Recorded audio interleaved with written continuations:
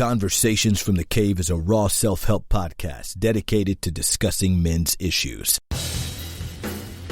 From pornography to parenting, from religion to real life, from learning to loving. We discuss the real issues that affect real men every day. Join us each week for powerful, revealing Conversations from the Cave. Now your host, Kirk Kennedy. Good evening and welcome to Conversations from the Cave. I'm your host, Kirk Kennedy. We are joined in studio by three awesome gentlemen who will be sharing their thoughts and opinions today. We are going to be discussing a very controversial topic. But before we get into that topic, we're going to introduce the guys who have committed their time to talking about this issue. So to my right, Mustang, can you chime in for us? Hey, this is CJ Mustang McCann coming in from Birmingham, Alabama. God bless you guys. And also right here in the middle, BA, can you give us a shout out, big guy? This is BA from Huntsville, Alabama, chilling with the in-laws and family members here in Opelika. But for those that don't know what Opelika is, let's just say Auburn, Alabama. Hi, y'all. And also, we're joined by Nola. Nola, can you give us a shout out, sir? This is Nola 73. Meet you where you at. Season's grazing, and a happy new year. All right, gentlemen, we're going to get into tonight's topic. And as men who either have families or have significant others, a lot of times we have to do some very unsavory things. We've got to kill the bugs. We've got to take out the trash. We've got to change the tires on the cars in the cold. Gentlemen, we have to do sometimes some very unsavory things.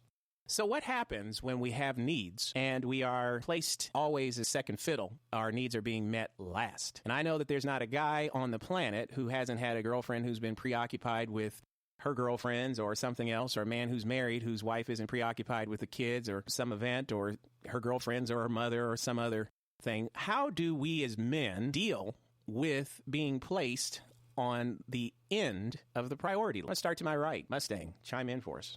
Hey guys, this is Mustang, and you know what, guys? I'm really excited tonight because I really want to hear what you guys say.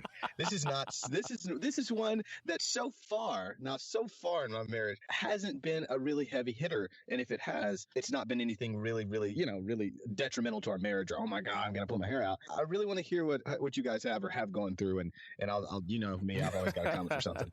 All right, BA, would you like to chime in on your thoughts on the topic tonight? Well, can I throw this to Noah 73 because I'm only 5 years into my marriage, so he might have a little more advice while I get my all right, Nola, together. You want to chime in? It looks like the ball has been tossed to you, man. This is Nola 73 here. Meet you where you at. And what I would like to say is first is it's a serious topic. It's an issue that I go through on a daily basis. My wife is one of those women that is very fond of her family. I deal with it on a day-to-day basis. Every day I deal with this situation. And one of the things creates a lot of tension in my marriage with my wife. We butt heads about this all the time. And sometimes you just have to learn to let things go. I'm one of those kind of people that, although I grew up very family oriented, I know how to leave my family and cleave to my new family.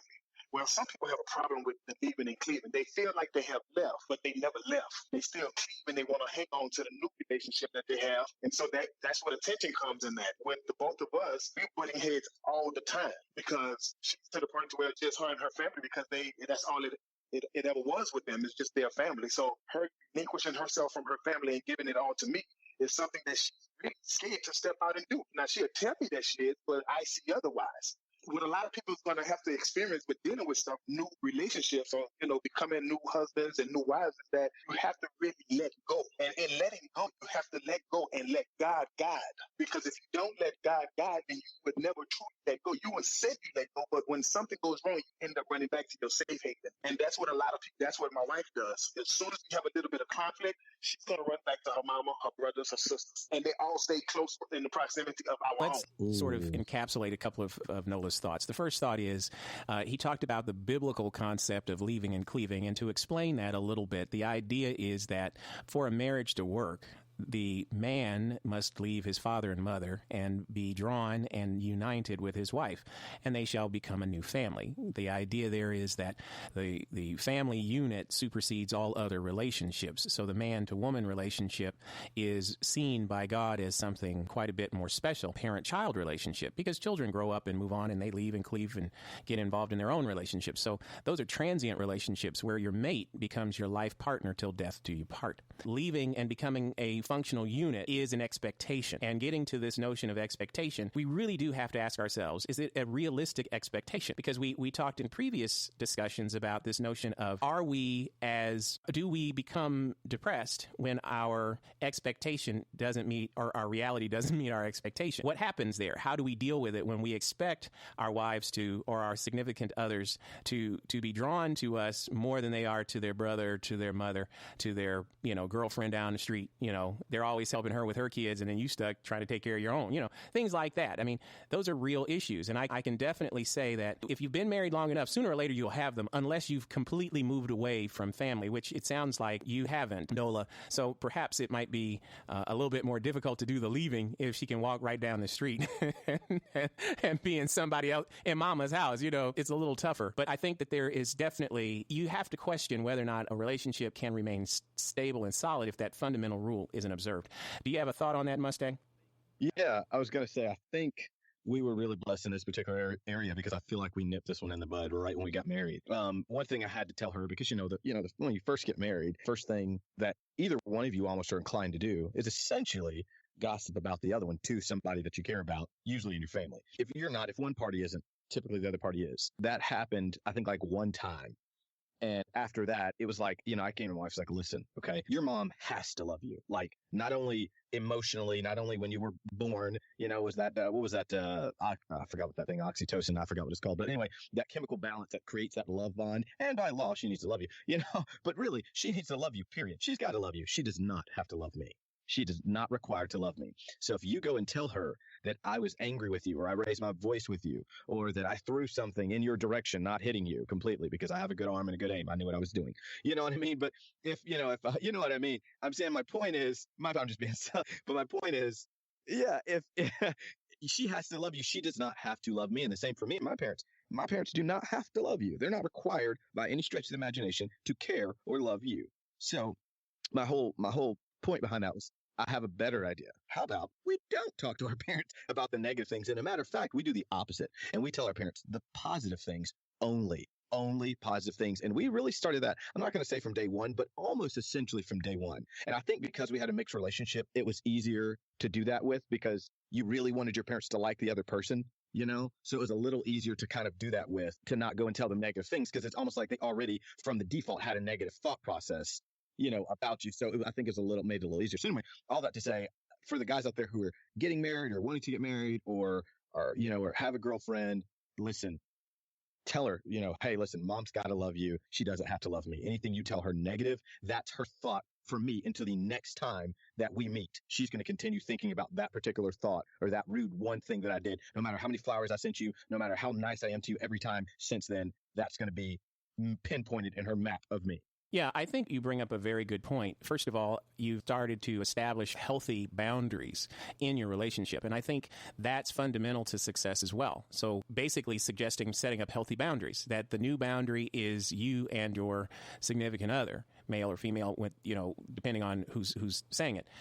But when you look at the challenge of setting those boundaries, the first step is having open communication to communicate what the expectation of that boundary is.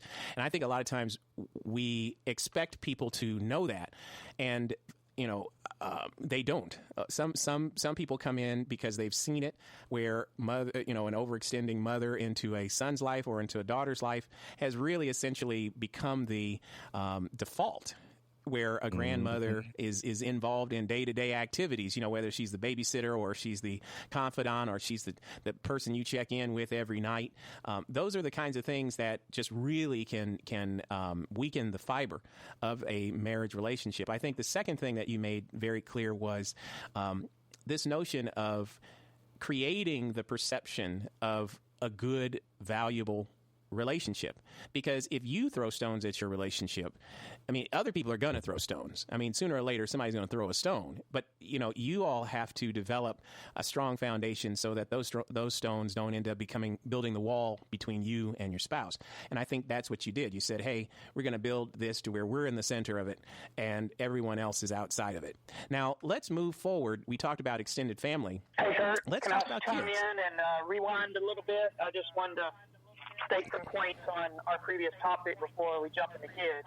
Sure. But this is BA. Sure, absolutely. This is BA from Huntsville. I just want to share, in my opinion, is you got to look at love. Love, there's only one person that has taught us how to love, and that's God. And in Scripture, it says God is love. Through His Son, He showed great love toward us. Like me, I got to love my wife. I believe she loves me. Well, the only one that can put that love in me or put that love in her is God through Jesus Christ because of what He did on the cross for us. So, in the bottom line, it comes down to love to help us separate ourselves from the mother and father. For me, in my own personal example, my mom died in 2005. So I can't run to mom anymore because I got admitted, guys. In the past, I know I've been a mama's boy.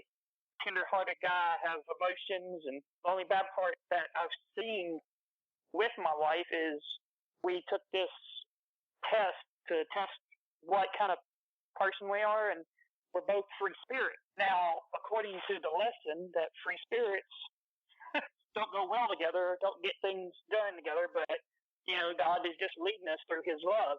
So the point is that it's all about love, that God puts in that person for you. The one you're in a relationship. And now, go ahead. Well, I was going to say, B.A., I actually wanted to challenge that if you don't mind. I feel like the music should come down. Challenge, okay? So, like, dun dun dun dun. Yeah. Okay. I'll add the sound effects later. So it sounds a lot better than what I just did. So I do want to challenge you on that. You're saying about love and everything, and I'm with you on that. You and I know. I think you and I sync up a lot on our ideas. I do want to challenge on that though. When for instance, I truly believe in my heart of hearts that Nola and his wife love each other. But he said that's something that they go through. So I guess I don't. Now I'd like you to elaborate. From there. Well, they love each other. So how's that different from your and your wife loving each other? Well, just my statement is that I believe, and it don't have to be, and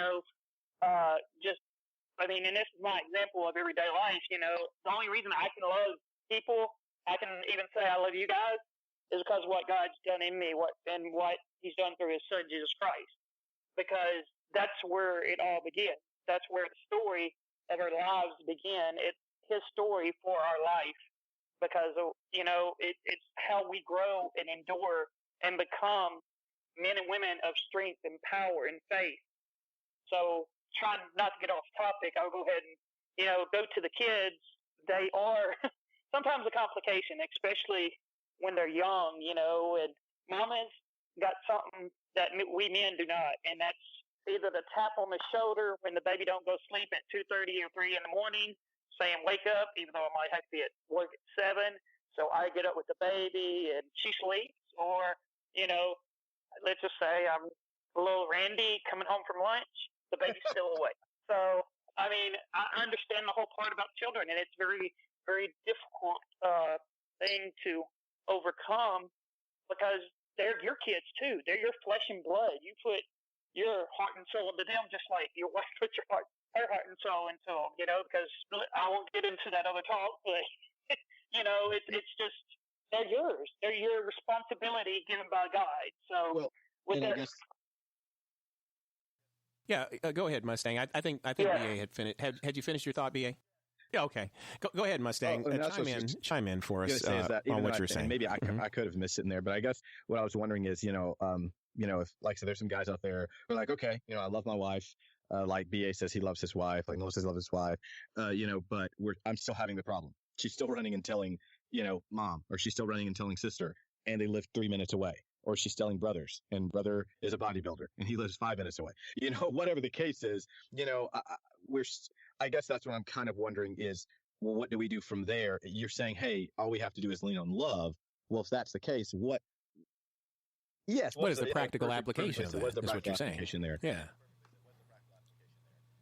So, okay. BA, do you want to elaborate on a practical application of how to address those kinds of conflicts in a way Okay, that is one more way that's practical for the listeners? It's a book that I hate to say is, found in hotel rooms, usually in the drawer, but typically it's everywhere. It's on the internet, on phones. I mean, it's this old paperback type of book. Some of them's in paperback, some of them's hard shell, but it's called the Bible, and that is the book that's given to us as a roadmap